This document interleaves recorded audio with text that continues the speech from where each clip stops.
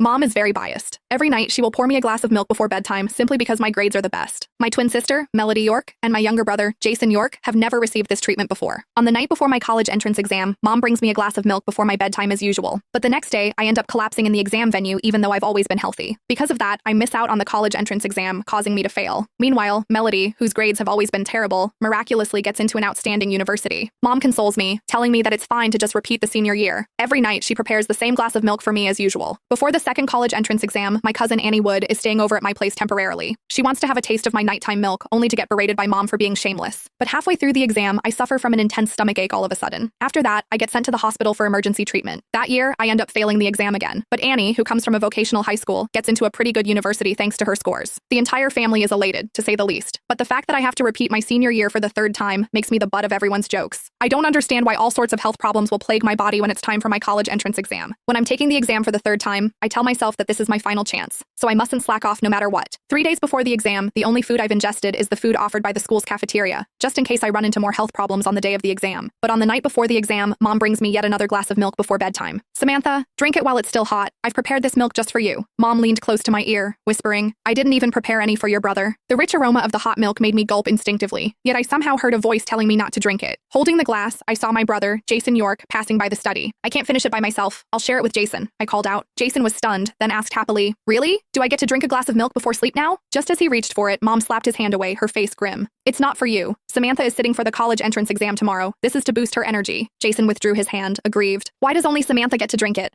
I'm also sitting for the exam tomorrow. Why can't I have some? It's because she's smart, right? Mom, you're biased. Why don't you look at your own results? No wonder I favor your sister," Mom replied, dismissive. Jason grew more resentful, mumbling, "So what if she always does well in her exams? She did badly on the college entrance exam. Her results were worse than Annie's. Also, the year before last," Mom's face darkened, signaling Jason to stop. He left the study unhappily. Driving him out, Mom put on a smile again. "Don't listen to him. Drink it, then go to bed early. You still have to sit for the exam tomorrow." Looking at her eager gaze, I couldn't bring myself to turn her down, though I could barely hold the glass. 2 years ago, my older sister, Melody York, and I sat for the exam together. I drank a glass of milk before bed, but she didn't. The following day, I fainted in the exam hall. When I woke up in the hospital, the exam was over, my results were bad, and I wasn't even eligible for an associate degree program. Unexpectedly, Melody was accepted into one of the elite colleges I had always dreamed of attending. Last year, my cousin Annie, who was attending a vocational high school, came to stay and prepare for the exam. She wanted to take a sip of the milk, but my mom, always kind before, called her shameless, asking if her family was too poor to afford a meal. That year, I had a severe stomachache during the exam, fainted from the pain, and failed again. But Annie got accepted into a top college. These incidents happened twice. I couldn't help but grow suspicious about the milk Mom made me drink before bed. This time, I set the glass on the desk. "Mom, I'll drink it later." Once she left, I poured the milk into the pot on the windowsill. I figured nothing could go wrong this time. I woke up at 6 a.m. the next day. Melody, who had just started college, came home to cheer Jason and me on. Mom had prepared breakfast. The others were given yogurt with 2 croissants, but she placed a bowl of milk in front of me. "Samantha is in poor health, so she has to take something nutritious. Let her have it." Melody pursed her lips. "You've been favoring her, and we don't even get a glass of milk." Jason chimed in. "Yeah, I wonder which college your dear daughter will be accepted into after drinking so much milk." I stared at the bowl of milk, extremely uneasy. I stood up, swapping it with Melody's yogurt. "Mom, I feel like having some yogurt today." Mom instantly took the yogurt away, her face solemn. "I said you're in poor health. Yogurt isn't nutritious. You must finish the milk today. I deliberately got this fresh milk from the dairy farm for you. Drink it or you don't get to take the exam today." Melody sneered. "Hurry up and drink it. Don't let Mom's effort go to waste." A spurt of anger flashed through me. "I said I'm not drinking it. Don't you get it? What is in the milk? Why must you make me drink it?" Mom was taken aback, a hint of sorrow flitting across her eyes before she set the milk down. "Forget it then. I'm worrying too much for nothing." Melody rolled her eyes, chiding, "What a considerate daughter. Mom even has to beg you to drink the milk." Mom's reaction made me feel bad. I would be taking the exam today, so I couldn't allow anything to affect me. I took a bite of the croissant and said, "I'm sorry, Mom, but I really don't feel like drinking the milk today." Grabbing my exam slip, I left. It was my third time sitting for the exam, but I was still nervous. Fortunately, I had revised well, and everything started smoothly. But halfway through, I suddenly struggled to stay awake. The words blurred, and I could barely hold the pen. I pinched my thigh hard to sober up, but a heavy wave of drowsiness swept over me. My vision went black, and I lost consciousness. When I opened my eyes, I found myself back home. I quickly tried to get out of bed to return to the exam, but my legs gave out. Mom came into the room with a glass of milk. "Mom, send me to the exam hall. I need to take the exam." Mom let out a sigh. "You've slept for 3 days and nights. The exam is already over." I froze. The college entrance exam was over? Mom set the glass of milk down, helping me back onto the mattress. "I told you you were in poor health and that you should drink more milk, but you wouldn't listen to me. You fainted from low blood sugar during the exam. Your teacher informed us, so I took you home." Clutching my throbbing head, I was overwhelmed with emotion. "Again, you're bringing up the milk again. What exactly was in the milk you gave me?" me. Why did things always go wrong after I drank the milk before the exam? Mom was stunned. Do you think something is wrong with the milk I gave you? Am I wrong then? I asked, tears welling in my eyes. Why did you only give me the milk every time before the college entrance exam? Before Mom could explain, Melody pushed the door open. Samantha, can you stop taking it out on Mom? She only gave you the milk for your sake. Jason chimed in. Exactly. If something was wrong with the milk, why did things only go wrong during the exam, even though you've been drinking it for years? I sank into deep thought. Even if something was wrong with the milk, I hadn't even drunk it this time. I wondered what the real reason was. Mom brought a glass of hot milk to me, saying with concern, "You haven't eaten anything for 3 days. Drink some milk. I'll cook something for you later." After hesitating, I sipped the milk slowly. It was aromatic, sweet, and rich, tasting exactly the same as before. Mom sighed in relief. As soon as they left the room, I stuck a finger down my throat and vomited. I collected the sample, deciding to send it to a medical institution for a test. Although I hadn't drunk any milk that day, I had consumed too much of it over the years. Maybe residual toxins caused me to pass out. If nothing was wrong with the milk, it meant I was never meant to attend college, and I would just give up and get a job. Soon, the day to check the results arrived, and our family gathered. Annie and her parents came over too. The moment Annie saw me, she mocked, "Isn't this the top student who has been drinking milk for 6 years? I heard you did terribly again." Mom smiled, comforting me. "It's okay. If things don't work out this time, you can always try again." I was the first to check my results. Just as expected, they were terrible. I scored 0 in every subject except the language paper. Melody and Annie laughed, while my relatives' gazes were laced with sympathy and a hint of gloating. They used to be envious, but I was just a laughingstock now. Next, it was Jason's turn. He anxiously typed his ID and password, then jumped up excitedly. "Mom, I got a really high score." Mom hugged him tightly. "I knew you'd ace this. Given your results, you can definitely get into the top college." Everyone was overjoyed, but I stayed in a corner, silent. Just then, my phone rang. It was the medical institution. "Hello, Ms. York. The test report is out.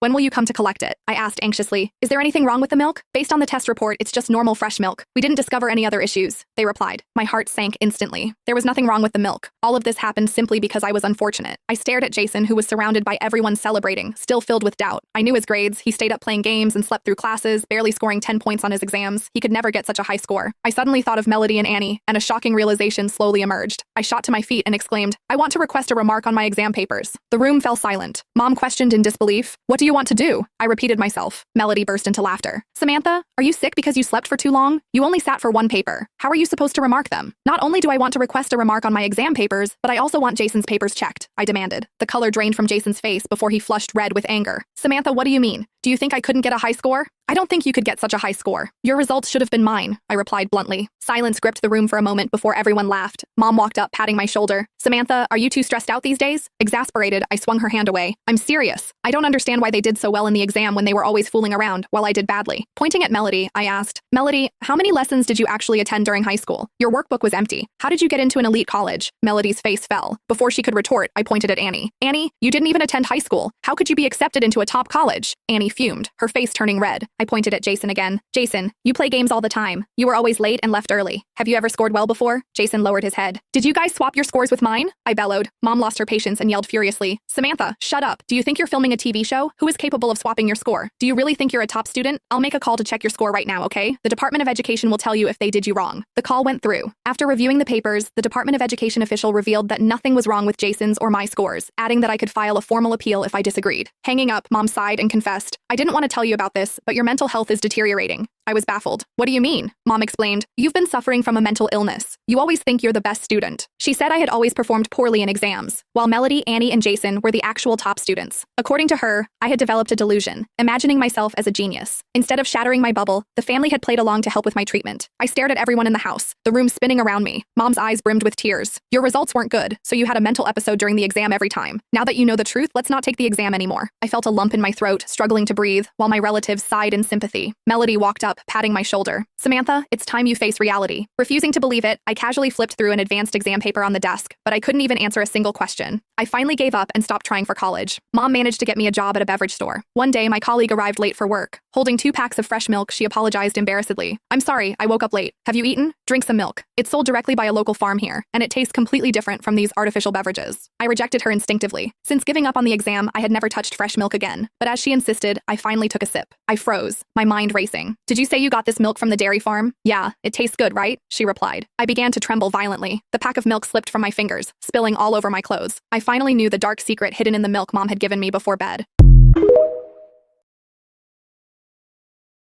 Samantha stood frozen, staring at the puddle of milk spreading across the floor.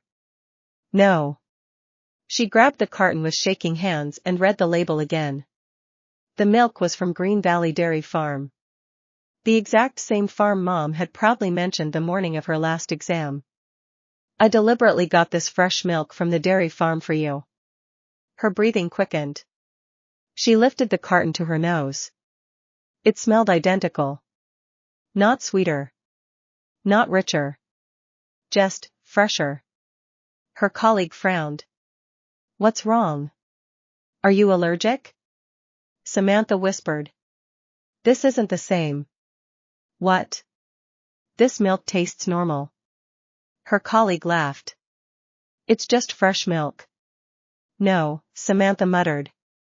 The milk my mother gave me every year wasn't like this. She suddenly remembered something she had ignored for years. Every single glass Mom gave her had already been poured into a cup. She had never once seen the carton. Never once watched Mom pour it. Mom always entered carrying only a steaming glass. Not the bottle. Not the pot. Just the finished drink. Her heart began pounding. It wasn't the milk. It was the cup. That evening, Samantha quietly returned home. The family was eating dinner. Mom smiled as though nothing had happened. You're home. Samantha didn't answer. Instead, she walked straight into the kitchen. She opened every cabinet. Nothing. Then she remembered. Mom always kept one locked cupboard above the refrigerator. As a child she had been forbidden from touching it. She dragged over a chair. What are you doing? Melody asked. Ignoring her, Samantha reached for the cupboard. Locked. Mom suddenly stood up. Samantha. Her unusually panicked voice made everyone freeze. Come down. Samantha looked straight into her mother's eyes. For 6 years, what have you been hiding? Mom swallowed. Nothing. Samantha jumped down, grabbed a hammer from the toolbox, and smashed the tiny lock. The cupboard swung open. Inside sat only 3 porcelain cups. Plain white. Nothing special. Jason frowned. Those are just cups. But Samantha noticed something. The bottoms of the cups were unusually thick. She picked one up. It felt far heavier than ordinary porcelain. She turned it upside down. There was a tiny rubber stopper underneath. Her hands trembled. She pulled it out. Click. The bottom separated. A hidden compartment. Inside lay a small glass capsule containing transparent liquid. The room fell completely silent. Mom's face became deathly pale. Melody staggered backward. No. Jason whispered. Mom. Samantha stared at the capsule. So every year. You never poisoned the milk. You poisoned the cup.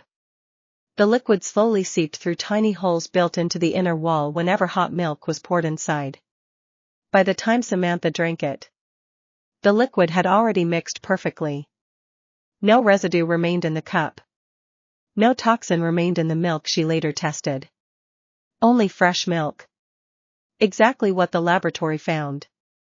Years of confusion suddenly made perfect sense. The untouched milk she had poured into the flower pot.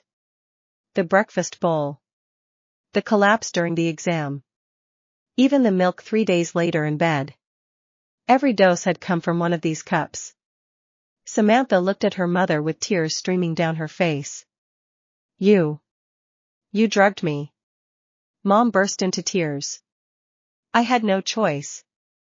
I had no choice. Jason stared at her in horror. What are you talking about? Mom collapsed onto the floor. I only wanted one child to have a future. Silence. Then she looked toward Melody. Then Annie. Finally Jason. My children deserved a good life. Samantha felt ice run through her veins. What does that mean? Mom covered her face. The medicine didn't create intelligence. It transferred it. The room went completely still. I bought it from someone years ago. They said if the most gifted person took it before an important examination, their luck, concentration, and talent would temporarily pass to the first blood relative or family member taking the same examination.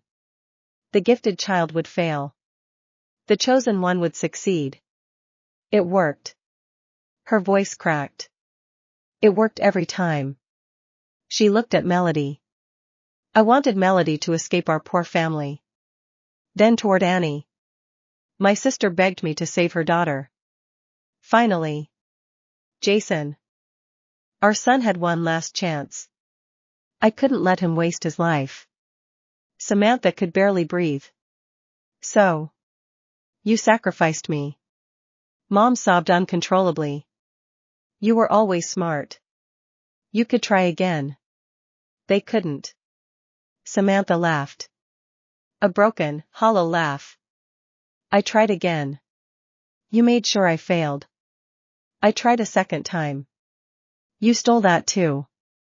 I tried a third time. You destroyed my life. Mom crawled toward her.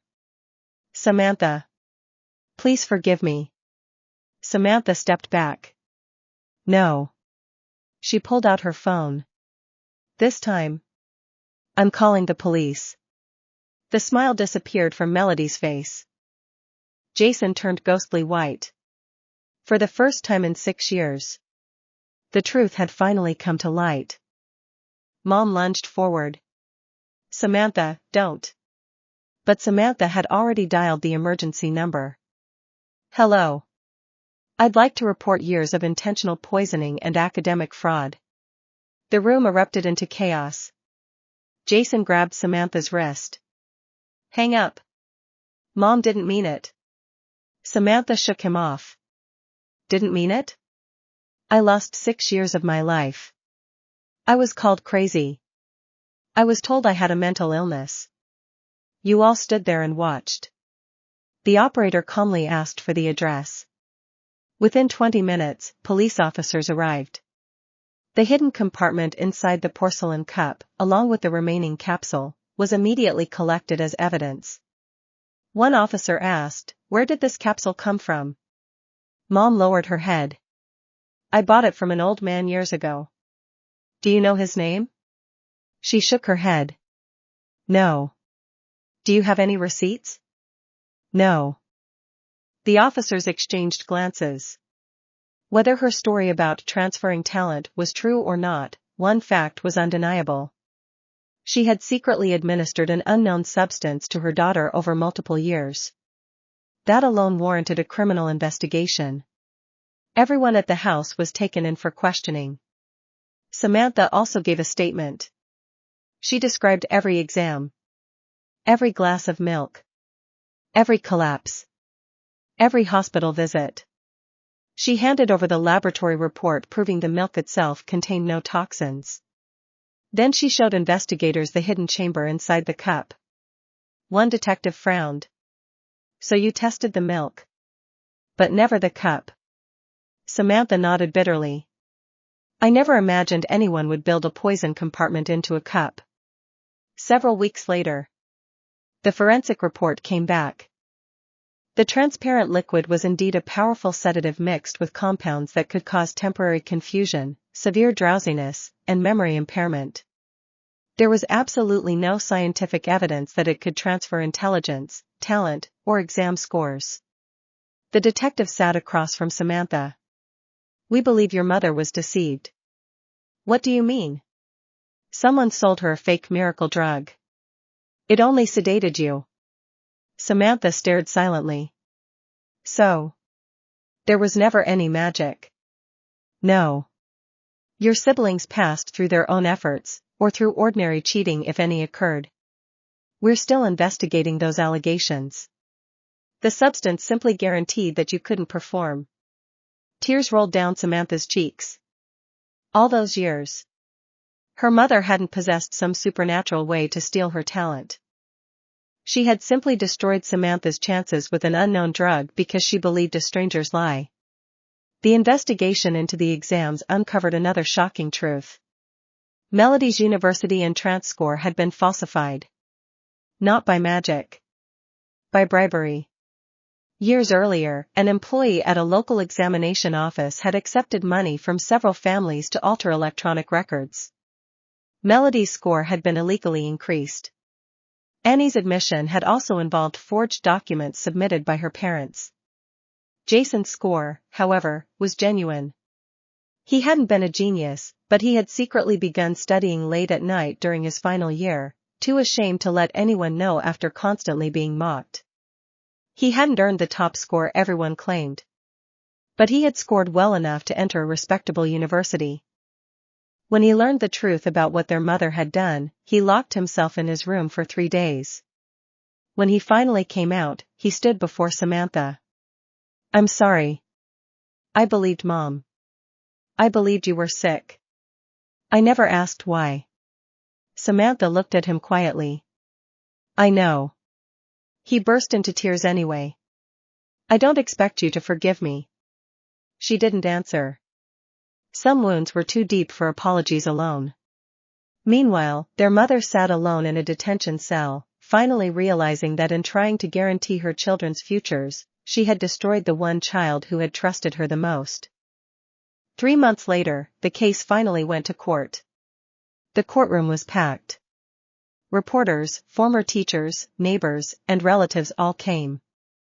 Everyone wanted to know why a mother would repeatedly drug her own daughter before the most important exam of her life. Mom stood in the defendant's seat, looking years older than before. The judge asked calmly, "Do you admit that you secretly administered an unknown substance to your daughter over multiple years without her knowledge?" "I do." "Did you know the substance could cause unconsciousness?" "I knew it would make her sleepy." "So you knew there was a possibility she would be unable to complete the examination?" Mom slowly lowered her head. "Yes." A murmur spread through the courtroom.